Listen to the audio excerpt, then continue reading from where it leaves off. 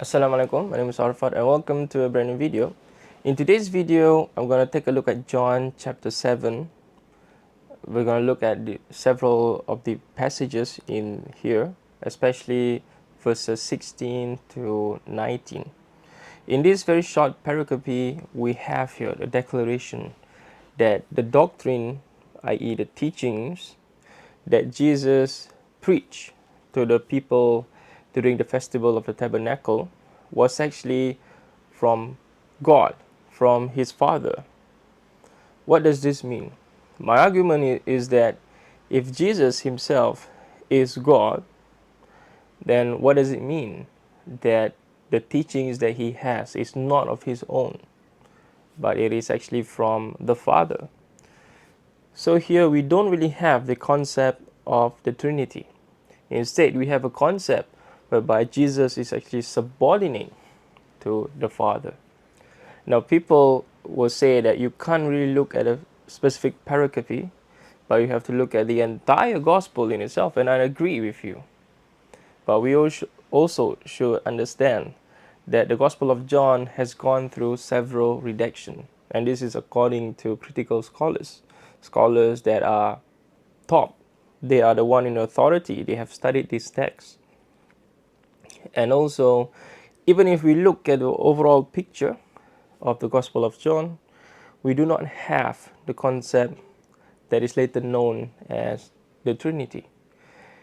Basically, if you look at the Gospel of John and if you have read and survey the commentaries related, the critical commentaries related to the Gospel of John, you will find that basically we have low Christology and we also have high Christology. And the low Christology part are much closer to the synoptic gospels, and therefore we can say and conclude with confidence that this low Christology passage most probably were written from the same time or era as the synoptic gospels, whereas the higher Christology were written probably towards the much later, after the turn of the first century also. And so John chapter 7 is a chapter that a lot of people have actually forgotten or are not even interested in exploring. Because here we have profound statement. The context is that Jesus was actually arguing with the Jews, according to the Gospel of John. And Jesus actually informed the Jews or preached to the Jews several messages. And from the passage itself, from chapter 7, we can infer that he was actually teaching the Torah, or at least certain parts of the Torah. Because later on, as we will survey, he mentioned or he lambasted the people that were actually listening to him. Moses gave them the law, but they did not actually follow the law. Right? And these verses are very striking, which we will look at. And so the background context is that what makes Jesus say all these kind of things? But what struck the conversation to begin with? And so these are the kinds of areas which we will attempt to explore through reading of the passage and try to infer some background information in relation to the passage. We will look at several commentaries here today, but I'd like to bring to your attention the commentary of D. Moody Smith. D. Moody Smith here this is published by Abingdon Press, and D. Moody Smith is also one of the authority when it comes to the Gospel of John. And I'm going to give you a brief overview, as written here in page 166, as to what is the background context of chapter 7. Right. I'm going to increase the AC here. This is page 166. Jesus at the festival of Booth, tabernacle. The beginning of a fresh episode is marked by the vague transition after this. This is chapter 7, verse 1.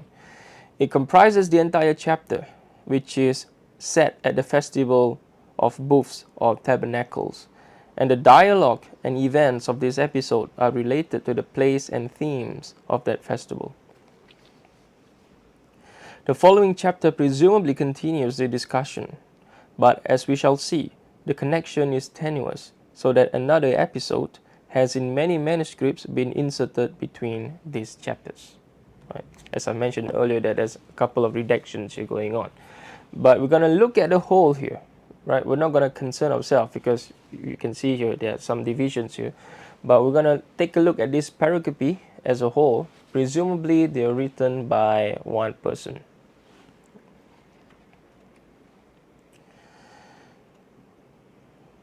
The connection is tenuous, so that another episode has in many manuscripts been inserted between these chapters. Okay? Among the Gospels, only John mentions a visit by Jesus to Jerusalem at a time other than Passover.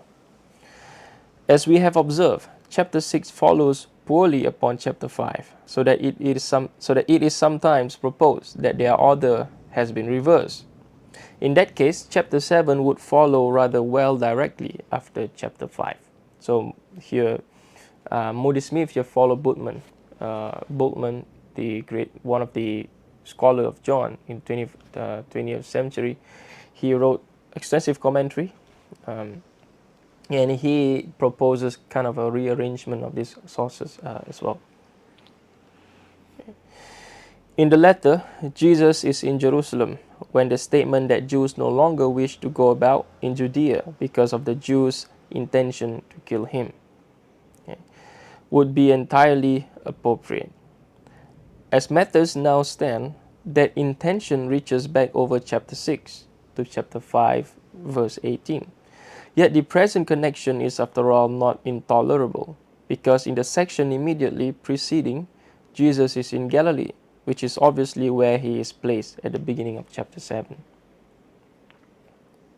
Jesus goes up to Jerusalem despite, rather than because of, the urging of his brothers. At first he encounters people called the Jews, this is verse 15, with whom he has a rather sharp exchange. Then the people of Jerusalem appear open to the possibility that Jesus is the Messiah. Against the background of an attempt to arrest him. This is verse 30. The first of a number of such attempts, okay, and there are many attempts, as you can see, if you read the Gospel of John. The chief priests and Pharisee then mobilize police officers to arrest Jesus, who are, however, unsuccessful. Okay. Their failure leads to a concluding discussion and dispute about Jesus' identity, in which Nicodemus again appears on the scene and becomes involved in a controversy that seemingly ends with Jesus' opponents having the last word. Okay. Now, so that is the background context. Right? Earlier on, we, as I've mentioned, that there are a couple of sources of arrangement of sources, but we were going to look at this as an entire picture in itself. Now, the translation that I'll be using is from Raymond Brown, the Anchor Bible translation. Right? But when needed, we will also look at the Hermeneia commentary translation. Right? And so this is page 310 of the Anchor Bible commentary series. And this is, I'm going to read to you from verse 14. Okay. The feast was already half over when Jesus went up into the temple precincts and began to teach. The Jews were surprised at this, saying, "How did this fellow get his education when he had no teacher?" Right? Let's engage in a bit of an exegesis here. From these two verses, we can actually infer, right? Halfway through the festival, Jesus went up to the podium or stage and he started teaching the people. Was he addressing all the people? Less likely. He was probably addressing some of the people there, right? And so some of the people heard him preach or teach, and they were surprised. This guy, we all have our teachers, basically they are rabbis, right? Because people would learn and take religious knowledge from the rabbis, even though I'm using the term anachronistically here because rabbi is the concept of rabbi as we understood today is much later on, right? But rabbi is basically like a teacher, so on and so forth, not kind of the one that actually the Jews took authority from. Even though we can also infer a little bit of this in the first century, but the authority, the Jews actually took the authority from their rabbis. Right? And so whatever the rabbis say, they pass rulings so on and so forth, the Jews would actually take this as an authority. Right? And this is rabbinical Judaism, even to today. Right? But in the first century, during the time of Jesus, we can't really say that this is nailed to the coffin. Right? So it's kind of a bit of a loose. You can follow your rabbis or not follow your rabbis. Right? So rabbis is different from rabbinical Judaism when it's used in the first century. It basically means teacher, right? Someone knowledgeable, not like someone that you have to, or someone that is able to pass judgment, lawyers and so forth. Because lawyers at the time were the Pharisees and most probably the Sadducees. Because these were the group of people that whenever there's disputes, they would go to the Sanhedrin and they would settle all these cases in the Sanhedrin, right? And so rabbis are not involved in there, right? And so unlike today, the rabbis are able to give fatwa, right? Religious rulings. But in the first century, it belongs to the Sanhedrin. The Sanhedrin has this authority, not the rabbis in synagogues, unlike in rabbinical Judaism. And so Jesus was basically a teacher, teaching the people there, probably giving da'wah, right? If you read the context here, he's probably giving da'wah. And so when he's giving da'wah, the Jews were coming to him and say, hold on, or they were wondering or speaking amongst themselves, who is this person? We all have our teacher, our sheikh, our ulama that we go to. We all attend synagogues and listen to the sermons and so forth, but we've never seen this guy before. He has not studied under any prominent teacher that we know of. Right? And so, who is this guy? What gives him the authority to teach? Right? And so this is basically what they were discussing amongst themselves when they saw Jesus up in the temple preaching or teaching, right? People. Probably giving da'wah here is the way I see it. And so Jesus is aware of this. Right? And so Jesus answered them in a very striking statement. My doctrine is not my own, but comes from him who sent me. Him here is referring to the one that sent him, which is his Father, right, which is God. And we should also see here that Jesus, this passage according to John obviously, has the presupposition that the Jews understand the word him. Right? And so Jesus wouldn't say this is coming from him who sent me, right? If the Jews do not understand this, right? And John, the author, doesn't even take the time or care to explain, like he did in some of the passages, what this really means. And so we have here whereby Jesus is talking in the same language, or at least they are at the same frequency. The Jews and Jesus were at the same frequency. And so Jesus here is saying, my doctrine is not my own. Basically, I didn't come up with all these teachings myself. This is not my own saying. I did not invent this. But rather, this comes from God. That is what he is saying here. Right? And Jesus obviously say this in kind of a polemical way. Right? He is saying that this comes from him who sent me. There's an implication here. Right? Because the Jews have been waiting for the Messiah. If we go back to chapter 4, right, the discourses with the woman at the well, the Samaritan at the well, Right? It gives the concept whereby the Jews have been waiting for a Messiah. And so Jesus is saying that, look, the teachings that I've just given you guys is not of my own, but rather it is from God who sent me. And who is sent by God? The Messiah. Messiah is sent by God. That is what the Jews believe. Right? The Messiah, obviously sent by God, is anointed, appointed by God.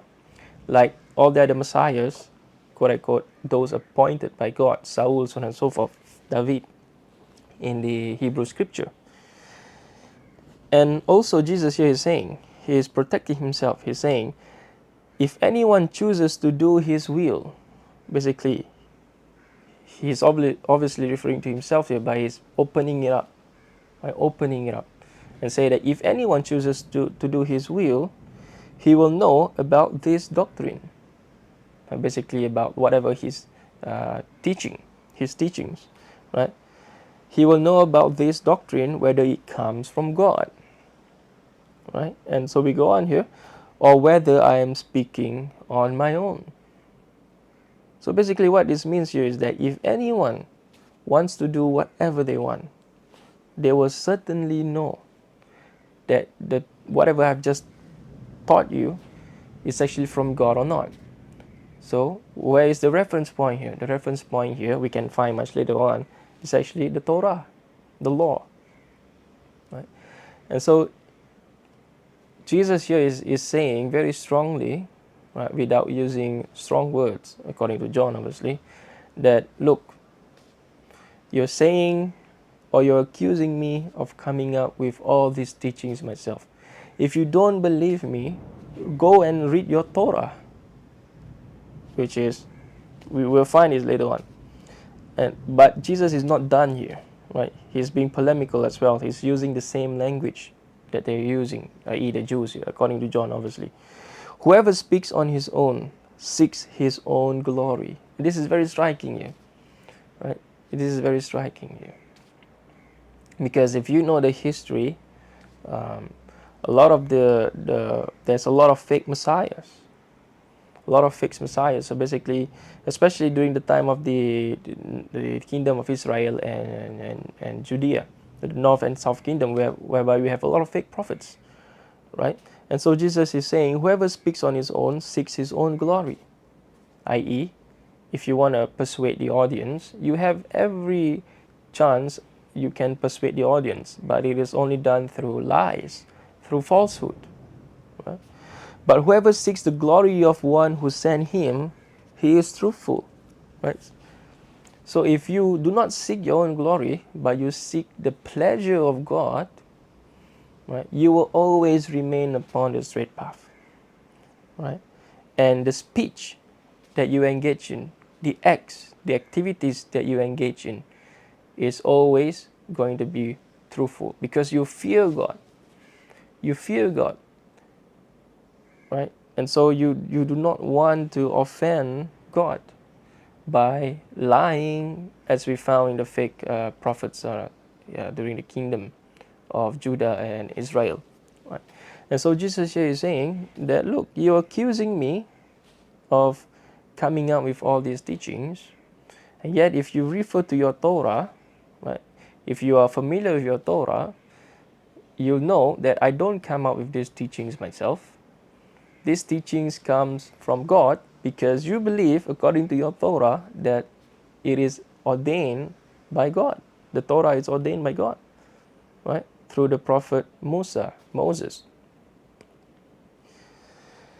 But whoever seeks the glory of the one who sent him, he is truthful. Right? He is upon a straight path because the teachings that he is preaching, right, the doctrine that he is preaching comes from God. And so he is being truthful, not only to himself in his activities, but also the message that he is delivering is the truth. And there is no dishonesty in his heart. Right?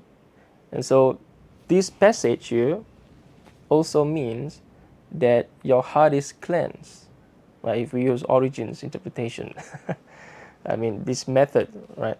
But basically, the context here basically is saying that, look, He is addressing the people that are trying to find problem with him. Okay. Look, he's saying here, you guys seek your own glory, because if you're familiar with the synoptics, you know that um, Jesus mentioned, when you pray, do not pray loudly. In fact, go to a room and make sure that nobody sees you pray, right? And so in John as well, we have these polemics whereby the, the people of the temple, the Pharisees and the Sadducees, okay, the Jews, they're referred to as the Jews, but we have to be certain here as to what is John referring to, right? But if we use Jews in a broad context, right, most probably is referring to Pharisees and Sadducees, the doctors of the law, right? And so these people, they preach a hefty sermon, they pray to be seen, right? And so they're seeking their own glory. And so Jesus is here saying that, look, I know what you guys are doing. You guys are trying to fool the people by showing piety, whereas in seclusion, you guys don't even know the law, right? And so this is what exactly he's trying to say here, the message, or at least the author of John, or the author of this passage, or later redactor, however you want to look at it, right, is basically giving a message, right? John is a gospel that needs decoding, which is why it is a very, very interesting gospel, which is why I enjoy the gospel of John, right?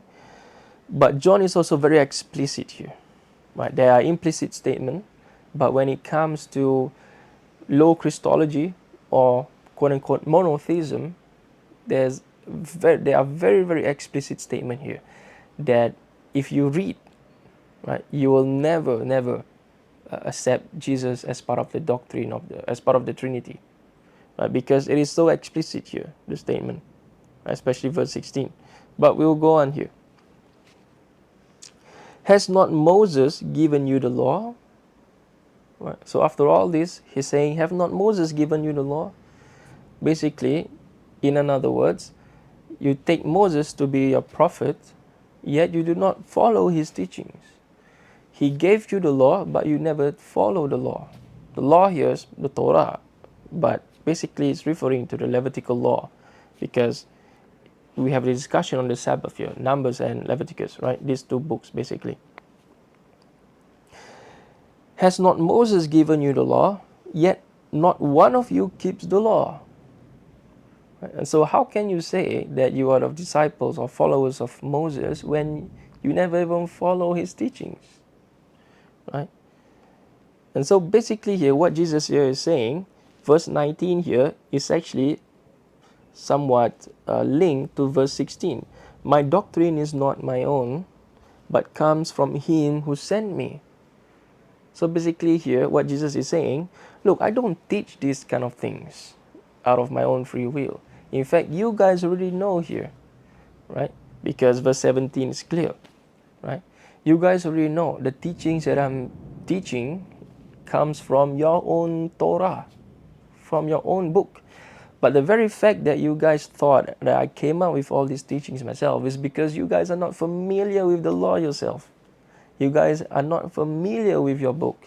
Yet you appear in public to be pious, right? You pray not in the corners of you pray at the corners of the street to be seen by people, and not seclude yourself in the room and pray to your God.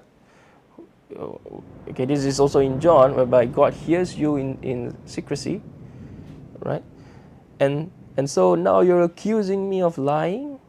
You're accusing me of making up these teachings, whereas these very teachings is in your Torah.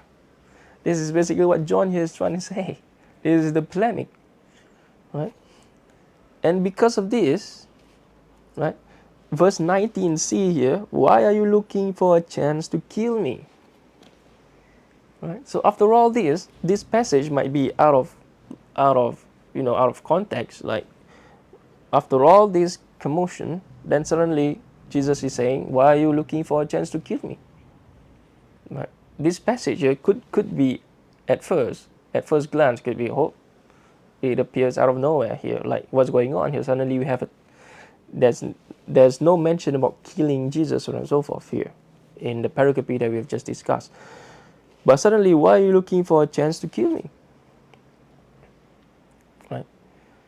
That is why in context, we have to read the entire context of the Gospel of John is that the Jews follows Jesus, right? And they're looking for opportunity to actually kill him.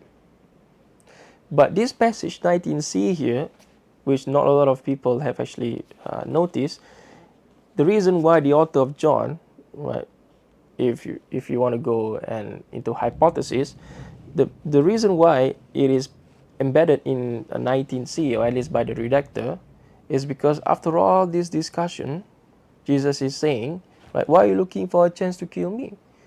And so remember, he's addressing a lot of the audience down there.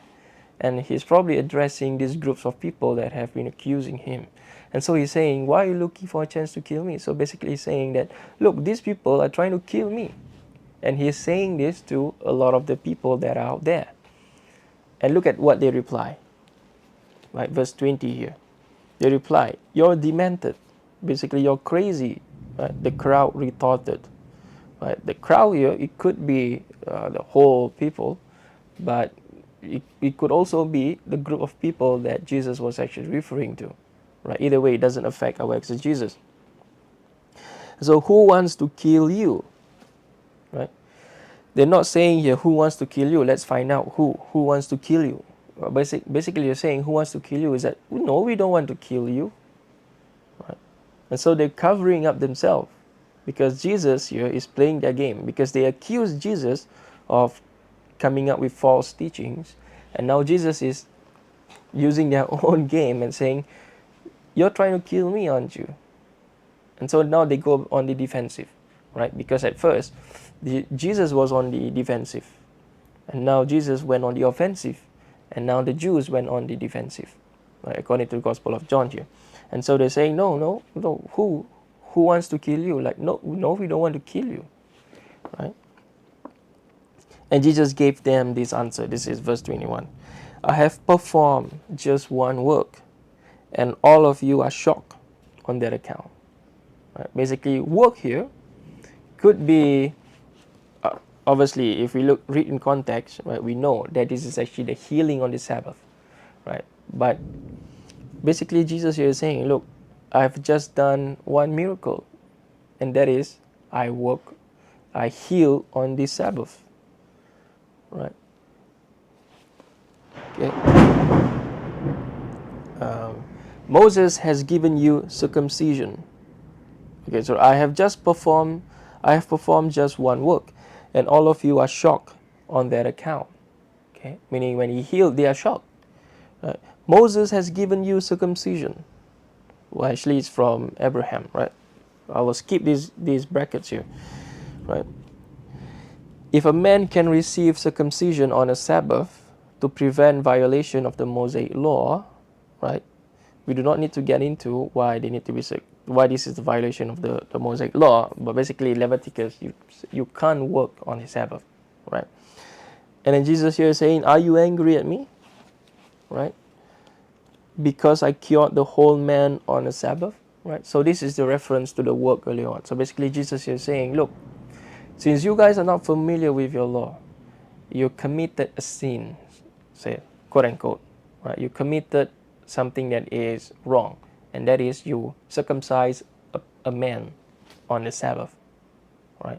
Either you do this out of ignorance, most probably because you're not familiar with your law, because the discourse here is trying to say that you are ignorant, right? You have committed a wrong sin, a wrongful act by working on the Sabbath, because to circumcise someone is also considered as work.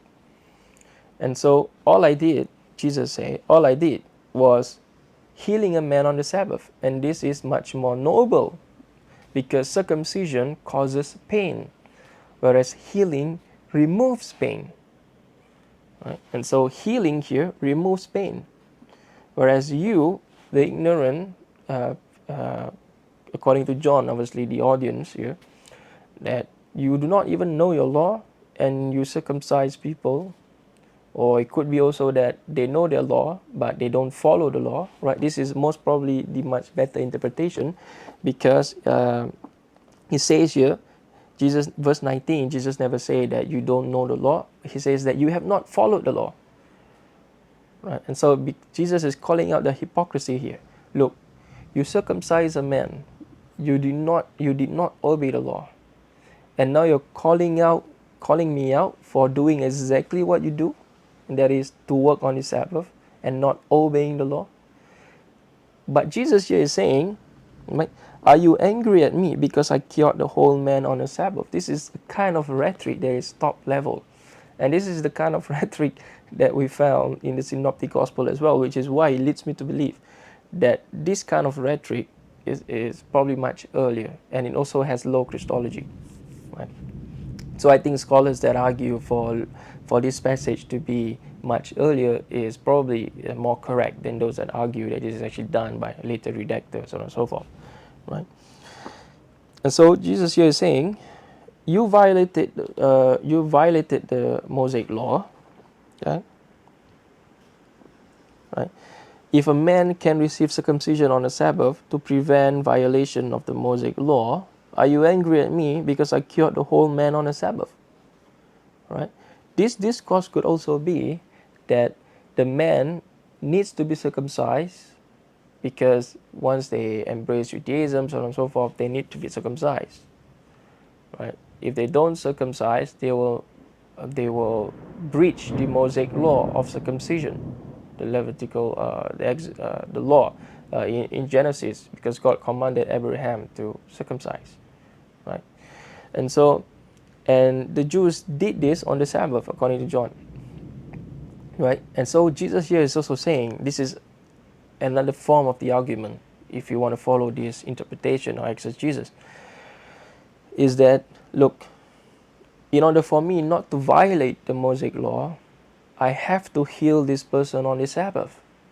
And this is probably the much better interpretation here, because it is more congruent with the text instead of reading too much into the text, right? And so basically this kind of interpretation is much more correct, and this is the interpretation that I will take, right? So that doesn't mean that those who argue for the interpretation that I've given you earlier on is actually completely bogus, because there are dual meanings, especially in the Gospel of John, right? John has, or the redactor has crafted the Gospel to have some duality, light, darkness, right? And so on and so forth, life, death, so on. So we can also find duality in this passage as well. But the much more correct interpretation is that the Jews circumcised a man during the Sabbath to prevent violating the Mosaic law, right? And so this in itself is actually duality, because circumcision is considered as work, and you cannot work on the Sabbath. But ironically, in order for you to not to violate the Mosaic law, you have to work on the Sabbath. And so working on the Sabbath is a violation of the Mosaic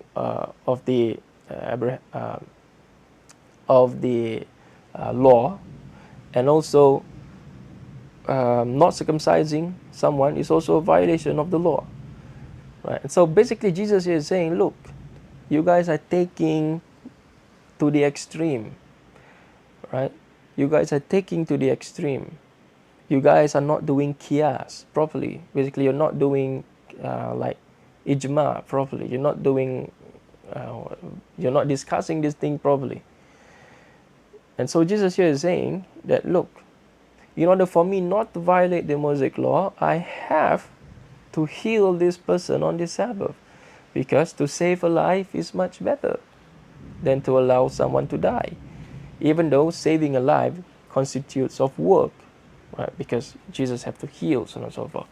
And obviously in the book of Leviticus and Exodus, we have examples of this. All right, many examples are given, and so on and so forth. And so Jesus is saying, look, there's no need for you to get angry here, because either way, this is something that is permissible. because Jesus here is questioning the Jews. Look, if you don't circumcise, you are breaking the law, and if you circumcise, it constitutes as work. You are also breaking the law. So what are you going to do? Right. So Jesus is saying, look, I'm in the same position as you. What do you want me to do? If I don't heal that person, it's haram. It's haram for me to let the person die. But if I heal the person, it is also haram because it is considered as work. So what do you want me to do? And if you read John in context, you know that is it better not to heal on the Sabbath, or is it better to heal on the Sabbath? Right. So Jesus is saying, look, it is much better to heal on the Sabbath. So this is the decision that I've made. You have no right to say that I have broken the commandment or the law, because you have broken the commandment yourself. Right? So this is what Jesus is saying here.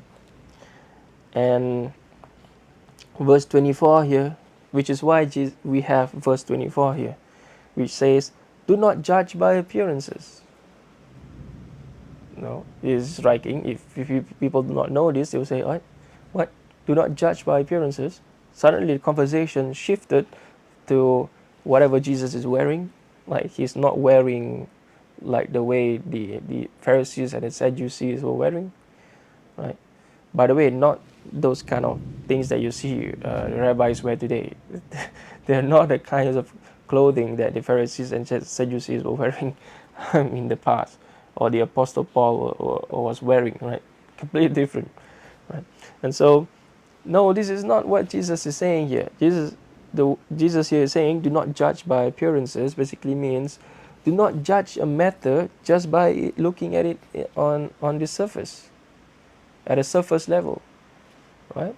Do not judge a matter without engaging and finding out more information. And so this is a lesson for us to learn as well, right? Sometimes it is very easy for us to judge something without having the desire to find out more. Why was things done a certain way that they were did? So here Jesus is saying, look, you have not clarified with me. You have not asked me about the things that I do. Right? You followed me around Galilee. You followed me to back and forth Jerusalem 3 times in the Gospel of John. You followed me in my ministry. You heckled me. You do a lot of things that prevented me from living in peace and preaching my message. Right? You prevented me from going into towns and so forth. You're trying to persecute me and you try to kill me. Right? All this, why? Because you have not spoken to me and asked me about the things that I do. And so Jesus here is saying, look, enough is enough. Right? If you want to clarify something, ask me. Do not just judge me and do not gossip about me based on the things that I do. Right? Which is why here, do not judge by appearances. It has nothing to do with the clothes that Jesus was wearing. Right? It is not the clothes that the rabbis, the teachers, the Pharisees and Sadducees were wearing. Right? It has nothing to do with this. Right? It is unlike the people today, whereby rabbis have to be dressed in a certain way, imams have to be dressed in a certain way. If not, public opinion would say that, oh, this person is not knowledgeable, don't go to him, so on and so forth. But yes, no such of things in the first century CE, as far as our sources goes. Right? Do not judge by appearances. And then verse 24b is striking. It is completely different, right? But give an honest judgment. Right? So Jesus here is saying, look, you guys are the doctors of the law. You guys are the lawyers of the law. You are involved with the Sanhedrin. Okay? You know, Moses have given you the law, right? And you're trying to judge me. You're trying to find fault with me for the things that I do, which you yourself engage in. And so your judgment is not fair. You're accusing me of violating the Sabbath, the Shabbat, and yet you yourself have violated the Sabbath, and now you're finding fault with me. Find fault with yourself. That's what Jesus here is trying to say. right? Give an honest judgment, right? For all the works that I've done, you have done worse. I've only healed, because Jesus said, I've only performed one work once, right? And this we can imply that the person that Jesus were talking to have done many more works on the Sabbath, which is that person have violated many sabbatical laws by working on the Sabbath, right? But Jesus only violated one time, and that is out of necessity to heal the person, because healing is also part of the Abrahamic law, right? And so Jesus is saying, look, your judgment, I don't accept it. It is not honest, right? You hypocrites, and so on and so forth. And so Jesus is saying, look, you are not being honest in your judgment, right? Because the Father had sent me. The Father had given me the teachings. The doctrine here, right, can also be the Injil.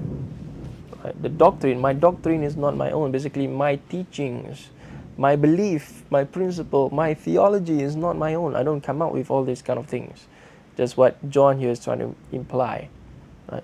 Rather, it is given by God. And throughout this conversation, Jesus is also saying, look, your doctrine, okay, the Jewish doctrine, is also from God. And here we have an implication whereby the Jewish God is also the God of Jesus, right? Because the context here in verse 16 pull us in this direction. There's no other way to read it, right? Because of the word him here that is being used. So the Jews know who Jesus was referring to, right? So the Jews share the same God as Jesus, right? And so it says here that Jesus has a God, and this God sent Jesus. And the word sent here, right, my doctrine comes from him who sent me, right, is basically my doctrine comes from him, i.e. God, okay, comes from God who appointed me as the Messiah, right? And these are the kinds of narrative criticism that we have to engage in when we're making exegesis, right? It has to be in context, right? Sometimes the reading that look very much into the text, I see Jesus, right? Reading into the text, not drawing out from the text, reading into the text, is an interpretation that is less likely correct. Even though exegesis and eisegesis sometimes overlap, and sometimes you need eisegesis to understand the concept, the background concept, right? To draw out the background concept, but it has to be bounded by our understanding of the Greco-Roman world, especially in this century, because second century Greco-Roman world is different from first century Greco-Roman world. And if we situate ourselves at around 70 AD also, as per the first gospel was written, and much later redaction finally finalized the gospel by 110 also, right, or 95, right, depending on which dating you take. And so if we situate ourselves, we can also make eisegesis that are much more controlled, right? Unlike those people today that basically just read anachronistically into the text, right? And so these are the kinds of hermeneutical practices that we need to be engaged in. We need to have control points. We need to ground ourselves. And if our interpretation is out of the ordinary from that era, then most probably our interpretation is not correct, right? And so basically, ladies and gentlemen, what we have done here in this video is that we have established something that a lot of people do not actually, well, a lot of people, scholars use them, but a lot of people, basically, the videos that I've watched, people arguing for the doctrine of the Trinity, so on and so forth, they have not actually focused their attention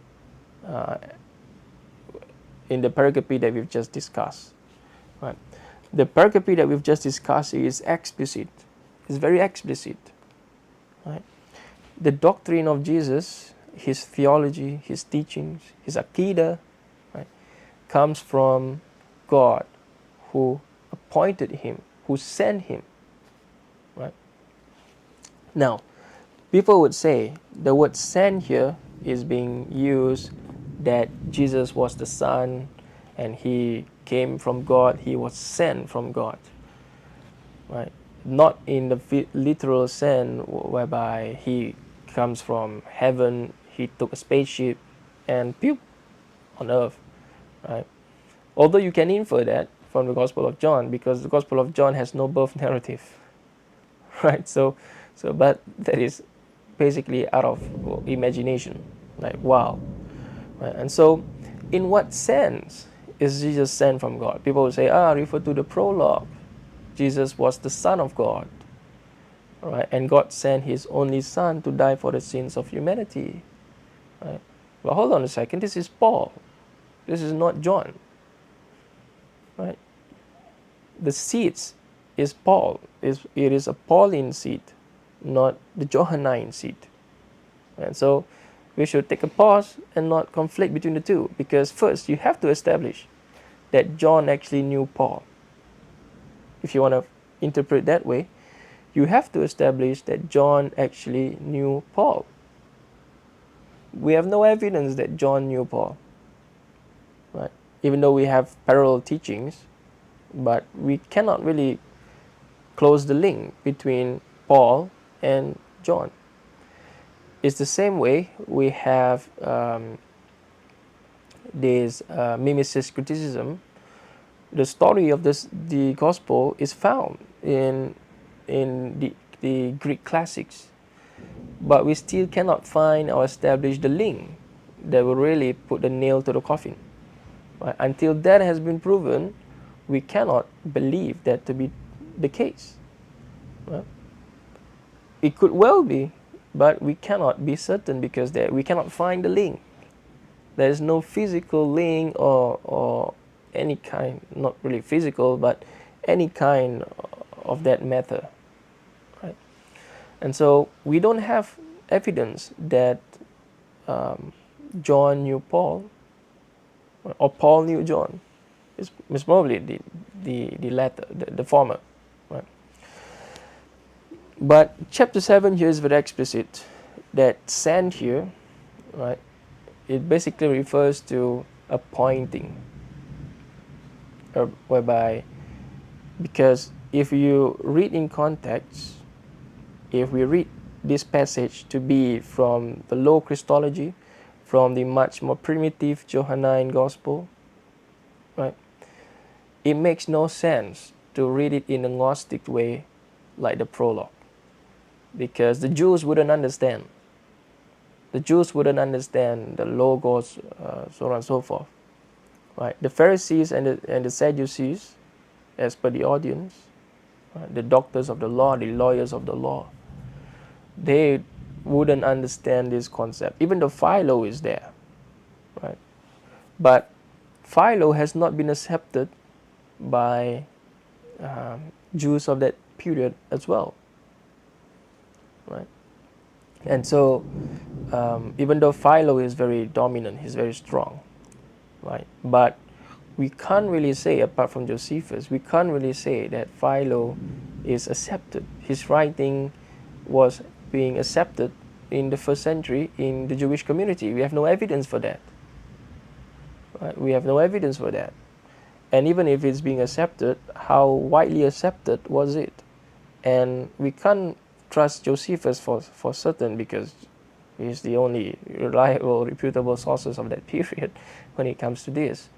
Right? So while the idea of Deuteros Theos, the second God, is there, we also, once we probe further into Philo of Alexandria's theology, right, which is in Alexandria, by the way, right, we have not established the connection that the Palestinian in Jerusalem have the same ideology as Philo in Alexandria.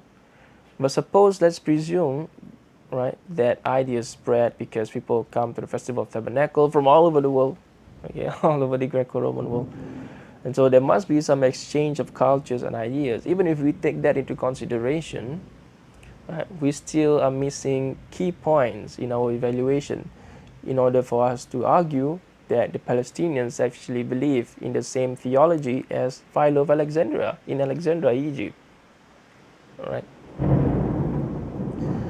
And so we can't establish this, and therefore the burden of proof is on those who try to argue this way. Right? The burden of proof is not upon those who reject this, because there's no evidence, there's no reason for us to accept this. Right? And so while Philo of Alexandria is a unique case, he believed in this. But if we situate the gospel, or at least this portion, this pericope, in the era that we are situating it in, probably around 70s or 60s, even 80s, right? And it is low Christology, right? It is much closer to the synoptics, the understanding of the synoptic gospel.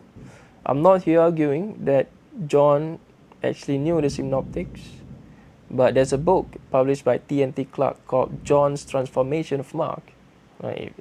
If you want to probe further, right? But sand here has to be used in a sense that the Jews of that period understood it to be what it means, right? And so the Jews here can only mean that this word sand here can only mean that it is some kind of messiahship to Jesus. God sent Jesus, basically God appointed Jesus to be the Messiah of the Jews, right? And also the Jews wants to kill Jesus, and this is found in the Hebrew Bible as well, right? And this is also attested to in the book of Acts, Stephen, right, whereby the Jews killed many messiahs, right? And Jews, when I say Jews, is reference to the Gospel of John, right? It is not saying Jews in general, right? So there's specific people here that John actually refers to when it comes to the Jews, right? And these are most probably the doctors of the law, the lawyers of the law, the Pharisees, the Sadducees, the people of the Sanhedrin, right? Not just any Jews. And it's the same concept for the Synoptic Gospel as well, right? And scholars have had a hard time explaining that this is actually not a reference to the Jews of today or the general public. It refers to a specific group of people, right? And in John, it refers to most probably the doctors of the law, the lawyers of the law. And this is also probably the same reference when it comes to the synoptics as well, though we know that it's always the Pharisees, right? The Sadducees at fault, right? And so Jesus here is saying, oh, we must use the word sand here, not in as per the prologue understanding. We can't understand the word sand here like Jesus is the Son of God and God sent His only Son to die for the sins of humanity, so on and so forth, right? These are the kinds of understanding that is foreign to the Jews of that period in Palestine, in Jerusalem, right?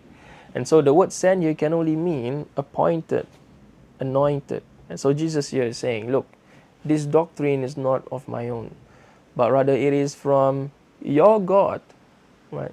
Pointing to the Jews here, to the people that he's having a conversation with, or disagreeing with, arguing with. This doctrine, these teachings of mine, this theology that I'm preaching unto you, it comes from your God. And your God has appointed me to be the Messiah that you have been waiting for, right? Taking reference to chapter 4 of Gospel of John. And because of this, because of my teachings, you are trying to kill me? No. It's because God has appointed me as your Messiah, and you do not accept me to be your Messiah.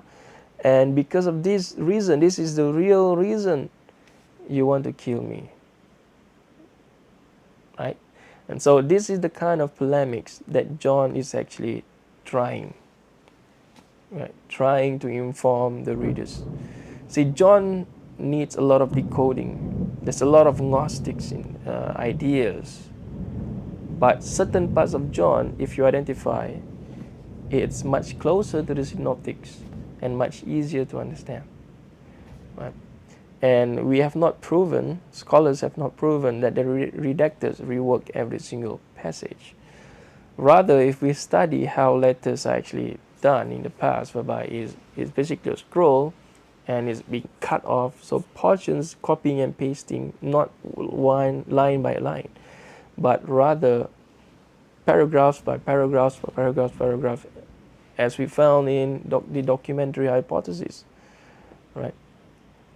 And so it is much likely that the redactors have done this as well, and we can establish a chunk of passage with low Christology, as per chapter 7, a chunk of passage with high Christology, like the prologue, for example, right? A chunk of passage with high Christology, chapter 10, and then chapter 8, right, so on and so forth. So the redactors have reworked in a very unique and peculiar way that takes us, that in order for us to identify this, we obviously need to depend on the work of scholars, which is why the commentaries are always important. Hitchen here, for example, and Raymond Brown, right, and Bultmann as well, you can consult.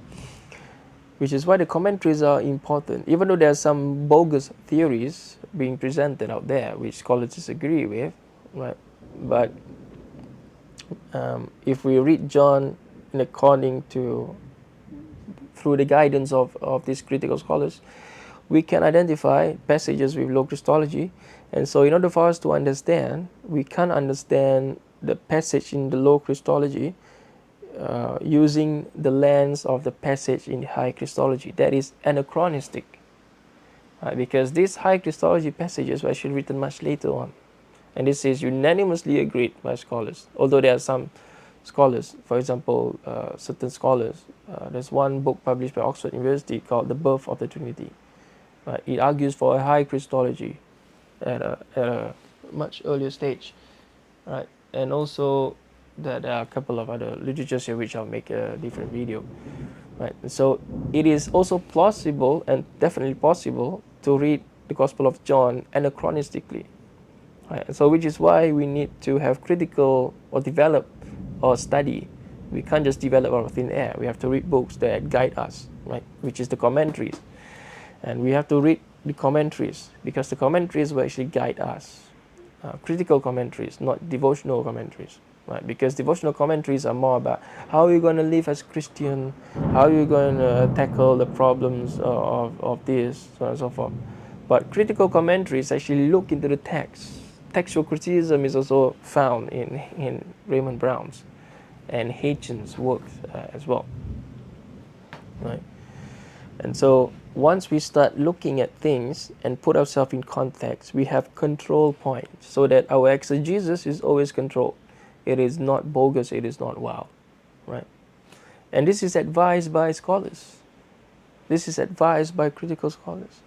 And a lot of us make videos on YouTube out of the videos that I've surveyed. And part of the reason why I'm making this video and the exegesis videos that I've made in the past is to relate the information that scholars have actually given. How to put control points, how to ground ourselves in our interpretation of scriptures so that we do not interpret this scripture anachronistically and we do not ignore the historical context. And also we need to have a broad picture and understanding of that era, which is the Gospel of John is the Greco-Roman world, the Hellenistic period.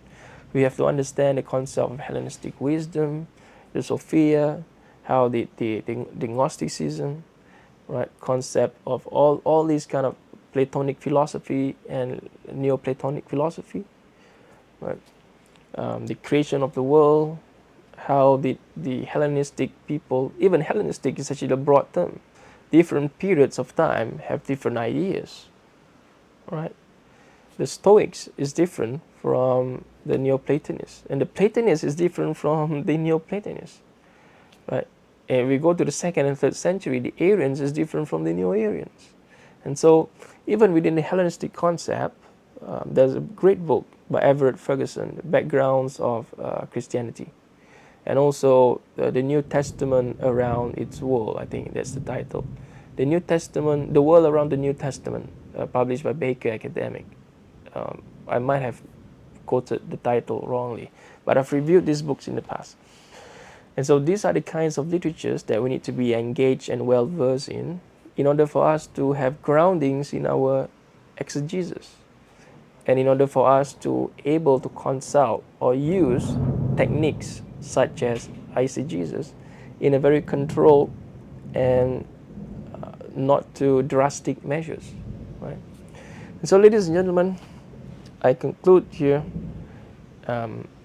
Chapter 7 of John completely kicks any idea that Jesus is part of the triune God. In fact, Jesus here is very explicit, and this is part of the primitive John, right? Whereby Jesus is saying, look, God sent me to be your Messiah, right? And that is the correct interpretation. It's not God sent me because I'm the only son, right? If you were to use this understanding based on the prologue's understanding, right?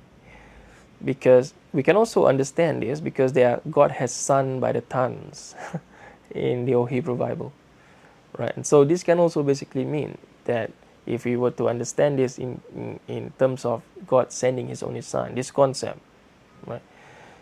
We can also argue that, look, the Hebrew Bible has this, and in the Hebrew Bible, son basically means the Messiah, the appointed, the chosen one of God, right? The people working for God, right? God has son by the tons, right? The Messiah is a term, basically means appointed. Cyrus was appointed, right?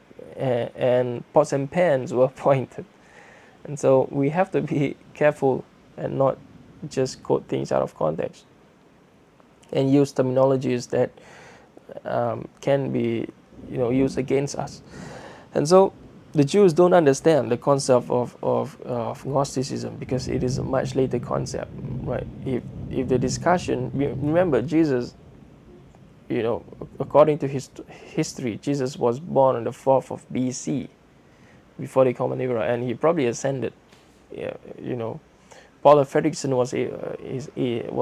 was willing to stretch all the dates all the way to around 35 also of the Common Era. So suppose 35 or 38, right?